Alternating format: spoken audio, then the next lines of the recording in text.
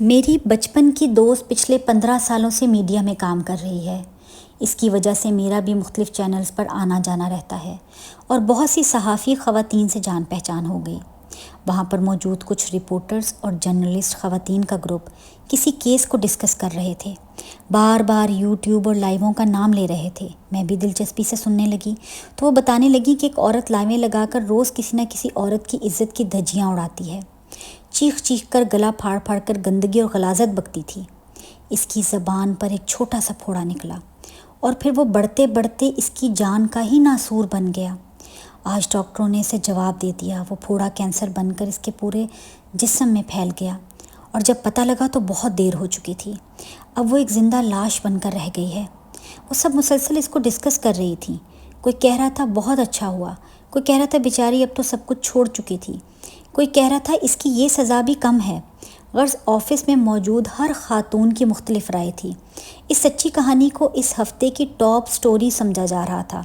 اچانک میری دوست مجھ سے مخاطب ہوئی اور پوچھنے لگی کہ تمہاری کیا رائے ہے اس بارے میں؟ ہم سب غلطیاں کرتے ہیں، گناہ کے بھی مرتکب ہوتے ہیں، پھر ایک دوسرے پر الزام لگاتے ہیں کہ پہل اس نے کی۔ دنیا ہمارے الفاظوں پر یقین کرتی ہے مگر ہم بھول جاتے ہیں کہ ہم انسانوں کو دھوکہ دے سکتے ہیں، رب کو نہیں۔ وہ جو نیتیں بھی جانتا ہے اور آپ کے منہ سے نکلے ہوئے ایک ایک لفظ کو مانیٹر کر رہا ہوتا ہے۔ انسان کو جانوروں سے افضل قرار دیا، وجہ اللہ کی بنائی ہوئی وہ حدود ہیں جنہیں انسانوں پر مقرر کیا گیا، اور جس نے پار کی وہ عبرت کا نشان بنا۔ افسوس اس بات کا ہے کہ اس وقت اس کے ساتھ کوئی نہیں ہوتا، وہ لوگ بھی نہیں جو پہلے اس کی پیٹھ تھپکتے تھے۔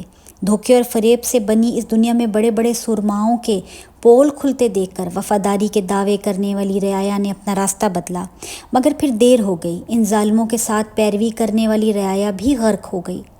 دعا ہے باری تعالیٰ سے جانے انجانے میں ہم بھی کسی ایسے انسان کی دل آزاری کا باعث نہ بن جائیں جس کو ہم بعد میں ڈھونڈتے رہ جائیں معافی مانگنے کے لیے، مگر نہ تو وہ انسان ملے اور نہ ہی ہماری جان کنی ہو سکے۔ استغفر اللہ۔